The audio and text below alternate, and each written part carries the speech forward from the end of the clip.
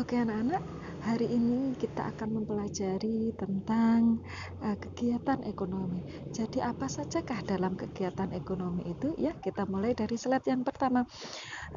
Di sini kita akan mempelajari tentang pelaku ekonomi.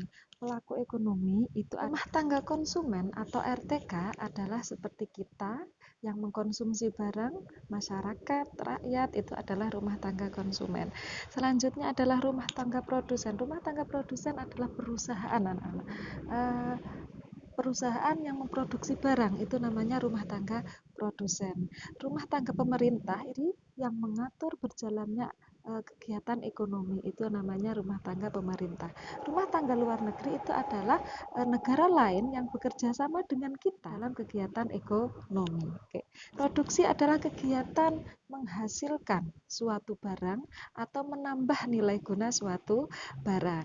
Faktor produksi itu ada 4 anak-anak. Yang pertama adalah faktor produksi alam atau natural resource. Jadi faktor produksi ini hasil dari alam, misalnya adalah bahan baku. Selanjutnya adalah faktor produksi tenaga kerja atau SDM. Jadi tenaga kerjanya. Berdasarkan kualitasnya, tenaga kerja terbagi menjadi tenaga kerja terdidik, terlatih, dan tidak terlatih. Terdidik misalnya adalah tenaga kerja yang cenderung mengandalkan kemampuan berpikirnya daripada tenaganya, misalnya dokter, guru, dan lain sebagainya, dosen, seperti itu. Selanjutnya adalah tenaga kerja terlatih. Tenaga kerja terlatih berarti tenaga kerja yang mengandalkan keterampilannya, misalnya penjahit, terus sopir, dan lain sebagainya. Jadi mengandalkan keterampilan daripada teori, seperti itu. Selanjutnya adalah tenaga kerja tidak terampil atau tidak terlatih, misalnya cenderung mengandalkan tenaganya, misalnya adalah kuli, buruh bangunan, seperti itu. Paham ya? Selanjutnya adalah tenaga kerja berdasarkan sifatnya ada rohani dan jasmani. Oke. Perlu diketahui anak-anak, faktor produksi alam dan faktor produksi tenaga kerja adalah faktor produksi asli. Kenapa saya katakan asli? Karena keduanya ini harus ada. Jadi harus ada bahannya dan ada yang mengerjakan. Sedangkan faktor produksi modal dan kewirausahaan itu adalah faktor produksi turunan atau pendukungnya. Jadi yang pasti harus ada adalah faktor produksi aslinya. Begitu ya anak-anak. Oke, si modal atau kapital. Jadi sesuatu atau barang yang digunakan untuk menghasilkan barang lain atau menunjang proses produksi seperti itu.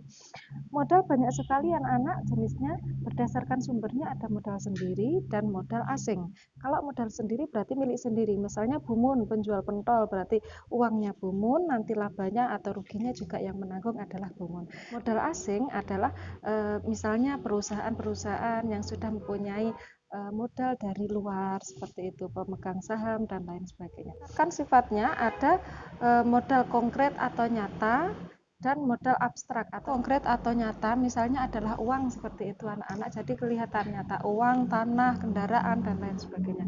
Sedangkan modal yang tidak nyata tapi itu menunjang produksi kita, misalnya adalah goodwill atau hak paten atau nama baik. Goodwill adalah misalnya kalau begini, le aku tumbasno aqua padahal ditumbasne klub, le aku tumbasno aqua padahal ditumbasne anudai. Jadi mindset pada masyarakat air mineral itu adalah aqua, sehingga ketika aqua mempunyai harga yang lebih tinggi pun dia tetap laku karena dia punya goodwill atau nama baik.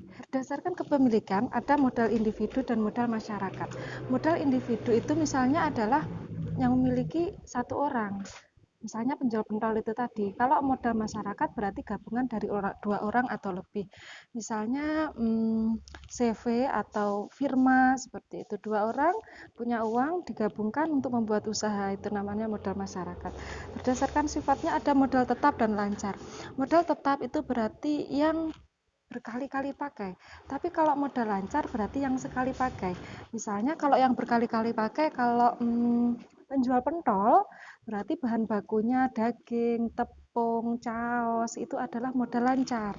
Tapi kalau modal tetap berarti yang berkali pakai, misalnya adalah panci, terus kompor, seperti itu. Paham nggih? faktor produksi keahlian atau skill atau entrepreneur atau kewirausahaan. Kemampuan seseorang mengkombinasikan beberapa faktor produksi lagi yang lain tadi, mulai dari tenaga kerja, faktor produksi alam, modal, dikombinasikan, diolah sedemikian rupa untuk mendapatkan produk. Itu namanya adalah entrepreneur atau kewirausahaan. Jadi ini tidak kalah penting anak-anak, karena untuk mencapai suatu perusahaan yang besar diperlukan sifat kewirausahaan seperti itu ya. Entrepreneur itu tidak semua orang bisa masalahnya. Dari perilaku produsen adalah menghasilkan barang sebanyak-banyaknya dengan modal seminimal mungkin. Pasnya adalah penetapan biaya berdasarkan faktor input. Berarti semakin mahal faktor inputnya atau bahan bakunya, maka harganya juga akan semakin mahal. Bisa ya, seperti misalnya tahu. Kalau kedelainya itu naik harganya, maka tahunya juga akan lebih mahal atau ukurannya akan diperkecil. Oke, seperti itu. Produsen menghasilkan barang berdasarkan permintaan konsumen. Pasti ya, produsen menghasilkan barang karena adanya konsumen yang meminta. Kalau nggak ada yang beli ya nggak akan membuat, seperti itu ya. Ini ada kurvanya, the law diminishing return. Jadi hukum tambahan tapi hasilnya berkurang. Jadi begini maksudnya anak-anak, belum tentu kalau perusahaan akan menambah karyawannya akan lebih banyak, untungnya lebih banyak, itu belum tentu anak-anak. Karena begini, ketika di sini tertulis ya, ketika tenaga kerjanya 1, dia memperoleh produk 20, ketika 2, 50, masih ada penambahan ya, dari 20 ke 50 itu ada tambahan 20, 30, masih naik. Ketika pekerjanya 3, di situ 100, ada tambahan 50, berarti masih laba. Tapi ketika pegawainya ada 4, betul itu produknya bertambah 120, tapi marginnya, tambahannya itu hanya 20.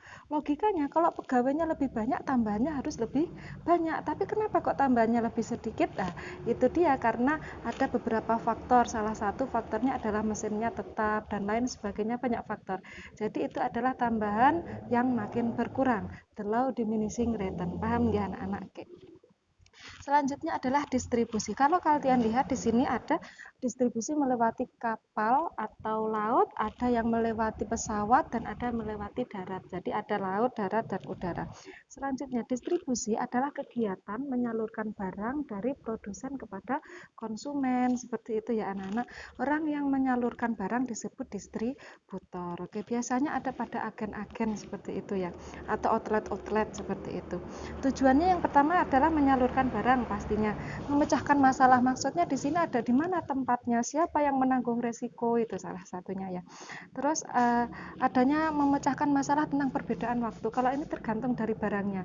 Semakin cepat rusak barangnya, maka distribusinya juga harus semakin cepat. Misalnya adalah sayur atau buah-buahan ya, seperti itu. Ketika semakin cepat membusuk, maka distribusinya harus semakin cepat. Selanjutnya adalah seleksi atau kombinasi. Setelah permintaan, semakin banyak yang membeli, semakin banyak yang meminta, maka distribusinya akan semakin banyak pula. Selanjutnya adalah situasi atau kondisi keamanan wilayah. Jadi begini anak-anak, misalnya adalah daerah yang sedang konflik, misalnya di Timur Tengah. Mereka sebenarnya membutuhkan barang-barang tertentu, tapi karena keamanan wilayahnya tidak terjamin, sehingga distributor tidak mau masuk ke sana, seperti itu ya. Jadi keamanan wilayah menentukan pola distribusinya, paham ya? Oke, selanjutnya kalau kalian lihat di sini mata rantai distribusi, ada yang dari produsen langsung ke konsumen. Kalau anak-anak pernah lihat misalnya penjual jamu di pasar atau penjual jamu keliling, yang membuatkan dia kan setelah itu dipasarkan langsung kepada konsumen. Itu salah satu contohnya pola distribusi dari produsen langsung kepada konsumen. Selanjutnya ada dari pola produsen, pengecer, dan konsumen, sampai akhirnya yang paling lama adalah produsen, agen, pedagang besar, pengecer, baru kepada konsumen. Itu yang paling lama biasanya pada barang-barang yang bertahan lama, misalnya pakaian atau barang elektronik atau yang lain sebagainya.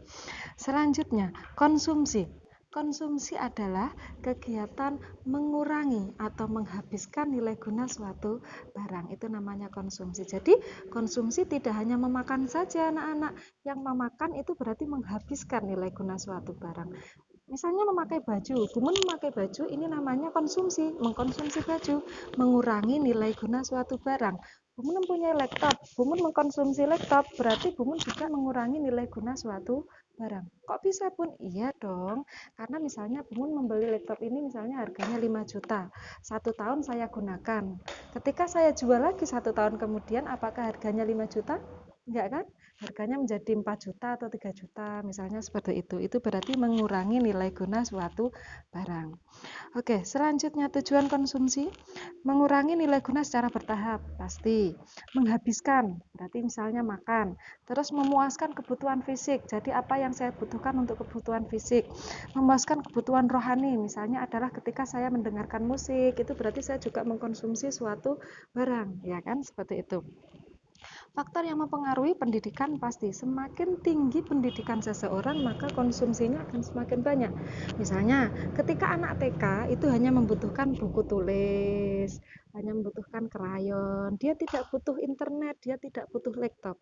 Tapi ketika seorang mahasiswa, dia membutuhkan HP, butuh internet, butuh laptop, butuh pulsa, sepeda motor mungkin dan lain sebagainya. Jadi si tempat tinggal atau iklim. Saya contohkan kalau di Indonesia daerahnya itu cenderung panas, sering menggunakan pakaian yang cenderung tipis atau menyerap keringat. Tapi ketika di daerah kutub, daerahnya dingin, mereka cenderung memakai pakaian tebal. Selanjutnya jenis pekerjaan. Misalnya ketika Bumun wifi dan lain sebagainya. Paham nggih? Semakin tinggi pekerjaannya, maka kebutuhannya akan semakin banyak. Tingkat peradaban, misalnya begini.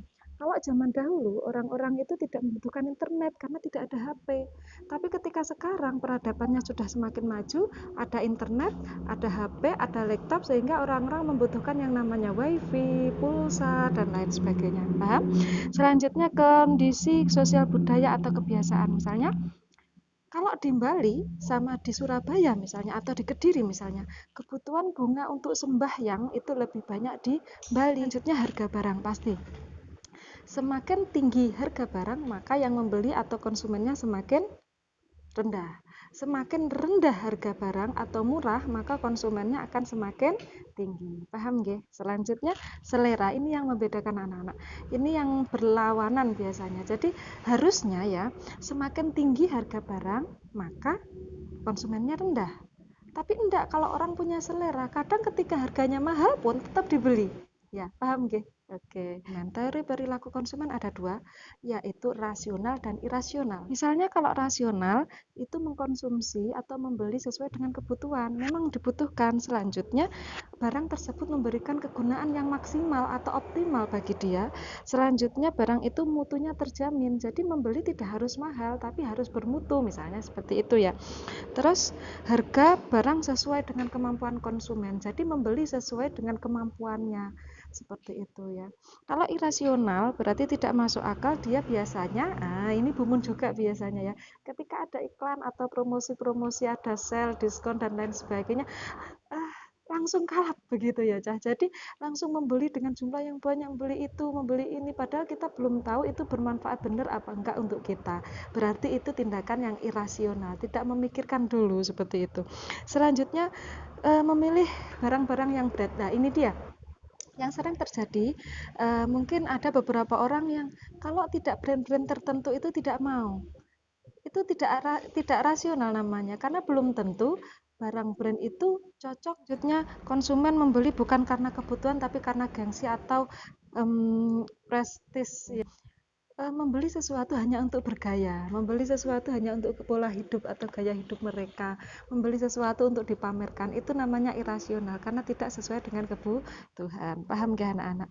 Kalau analisis teori konsumen ini adalah kurva kepuasan yang sama, maksudnya setiap orang pasti akan menggunakan keuangannya untuk memuaskan kepuasan mereka menurut mereka itu kepuasannya sama. Misalnya berikan sembako, akan saya belikan kebutuhan-kebutuhan lain yang menurut saya kepuasannya sama. Tapi untuk seseorang yang lain, misalnya anak saya 100.000 akan digunakan untuk membeli buku, akan digunakan untuk membeli krayon, seperti itu. Jadi memang ada tingkat kepuasan sendiri yang sama. Paham gak anak-anak? Oke. Oke anak-anak, sampai di sini penjelasan yang Bumun jelaskan ya, apa itu konsumsi, apa itu produksi, apa itu distribusi. Semoga kalian paham Dan sampai jumpa minggu depan. Jaga kesehatan, tetapkan protokol kesehatan, jangan lupa berdoa. Saya akhiri, wassalamualaikum warahmatullahi wabarakatuh.